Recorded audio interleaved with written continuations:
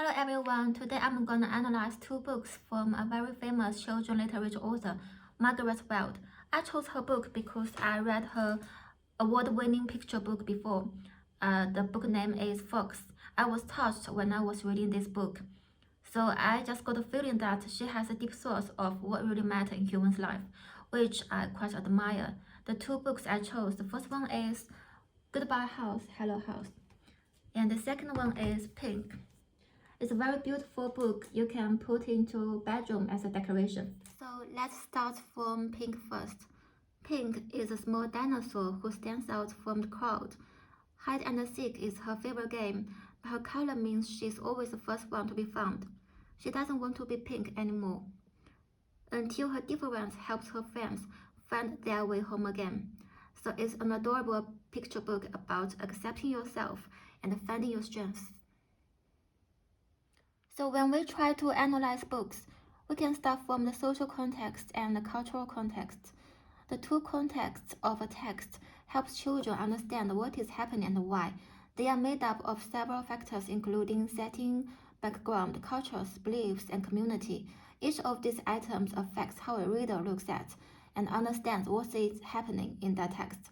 For example, if you send a message about video on TikTok to people who lived 20 years ago, they couldn't understand what you're talking about because in the social context, TikTok has not yet come out.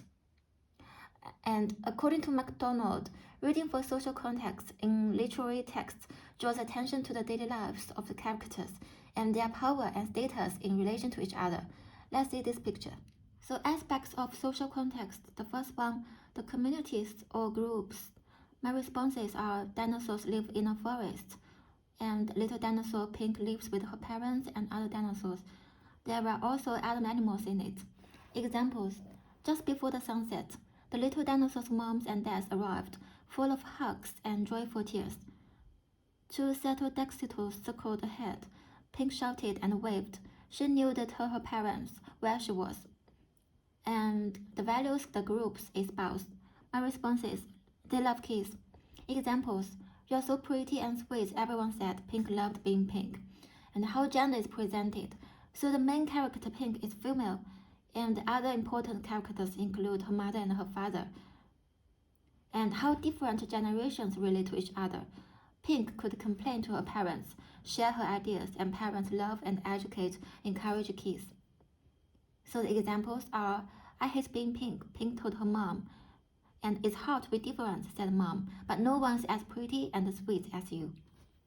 And for the cultural context, according to MacDonald, cultural context means reading for what counts as normal for the group and what customs, values, and languages are practiced and shared.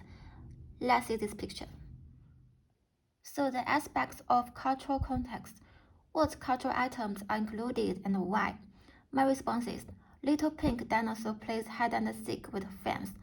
The group game was used to describe that sometimes being different is hard. So examples from Pink. Her favorite game was hide and seek, and while the other dinosaurs could not be easily seen, they always found Pink right away. And another aspect, what values, attitudes, and beliefs about culture does the writer want the reader to consider? So my response is, it's a world full of love and be inclusive with differences, and parents should support children. The examples are, you're so pretty and sweet, everyone said. Pink loved being Pink.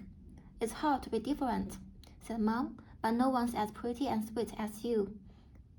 I don't want to be pretty and sweet, I want to be brave and smart, and I want to be good at hide and seek. Perhaps trying to be smart and brave about this, Mom said. Try being happy with who you are. So how the author creates social and cultural context through language and visual choices. Let's see this part as an example. According to Halliday, there are three key factors in context that affect our choices we make from the language system: the field, the tenor, and the mode. The field is the content, what's happening. So the content, from this part we can see the content is the misery of being different. Little Pink complaining to her mom the misery of being different, and the tenors is who are involved. So Pink and her mom are involved. The mode of language is speaking, and the whole genre of this part is persuading. We can see a lovely family here. The two generations are in a good, heartwarming relationship, and parents are very supportive to their children. And for the visual choices, we can see little Pink looks very small and upset, while Mom is very big and looking down, trying to be close to Pink with a caring look. The contrast of the size and the angle shows their positions. Mom is in dominant position, but the caring face shows her really worried about Pink. We can also see the color of surrounding areas. Yellow and green, showing the story happens in a forest and the environment looks very relaxing and warming. For readers, we can figure out that it's definitely not a sad story. So the functional model of language, according to Halliday, language is a meaning-making system. We use language to express ideas and interact with others. So do the visual text. Let's look at the first sentence. What idea we can get from the first sentence? Just before the sunset, the little dinosaur's moms and dads arrived, full of hugs and joyful tears. So this sentence, the participants are dinosaurs' moms and dads. The process is arrived, and the circumstances is just before the sunset, and full of hugs and joyful tears. So from these three features, we can get the idea that the little dinosaurs are finally found by their parents.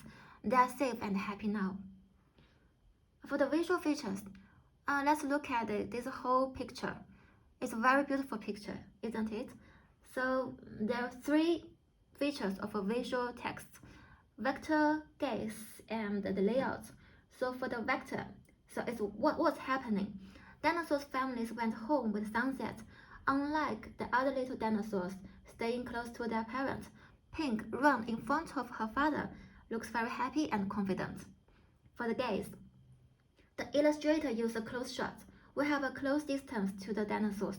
We can feel their happiness. We can see very clearly their smiling faces. The angle is from top to bottom. It's like a slope, so we know that they are heading home from a top place. The color used are much more colorful, mixed with blue, orangey, red, showing a loving and heartwarming feeling in coordinate with the sunset environment. And the visual authenticity is very clear. For the layout, Pink and her dad on the top position of the right is an ideal position showing dominant, and two pterodactyls flying over showing that they help Pink to tell her parents where she was. So it's a lovely community. Different kinds of animals help each other. And the other function is to interact with readers. So one way in which we can provoke a reaction from the reader is to introduce an element of emotion or opinion. Let's look at the second sentence. You were brave and smart, said Pink's dad. I'm proud of you. So it shows author's attitude and opinion towards Pink's behavior. So she thinks Pink is very brave and smart, and we all agree with that. The second book is Goodbye House, Hello House. It's a heartwarming story about moving house and embracing change, of saying goodbye and saying hello. I'll show you some slides. This is the last time I'll fish in this river. This is the last time I'll run through these trees. This is the last time I'll pet this pony. This is the last time I'll swing on this gate. Goodbye, laundry room. Goodbye, big bedroom. As you can see, it's a very simple picture book using very simple words, so I just do a simple conclusion about the social and cultural context. For the social context, people are moving from countryside to the city. Before, they were living with animals and were living close to nature.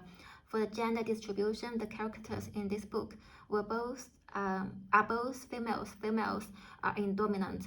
For the cultural context, people are grateful of the things they had. They cherish their memories, but they're also very open to the new things, very positive to moving to a new environment. The language of this book is extremely simple. Most of the language are this is the first time, this is last time, goodbye, hello. It uses a bunch of repetitive language to create a strong feeling. The author used parallelism, one of the rhetoric to provoke readers' reaction, rather than just writing the opinion or emotion directly. The whole text didn't say a word of sad, but I do feel sad when I read the first part of the text. And the whole text didn't say a word of hope, but I do feel hope when I read the second part of the text. So it shows the beauty of language, the intelligence of the human beings, and that's what makes our world more beautiful. From reading these two books, I conclude that how the children literature contributes to the national of Australian curriculum. Children engage imaginative and critically with literature can expand their scope of experience. Children learn and gain knowledge through the experience in the literature. Children literature creates imaginative thinkers and successful communicators. Children learn to analyze, understand, communicate, and build relationships with others and the world. So it plays an important part in developing the understandings, abilities, and capabilities of those who will take responsibilities of Australian future. The last part is references.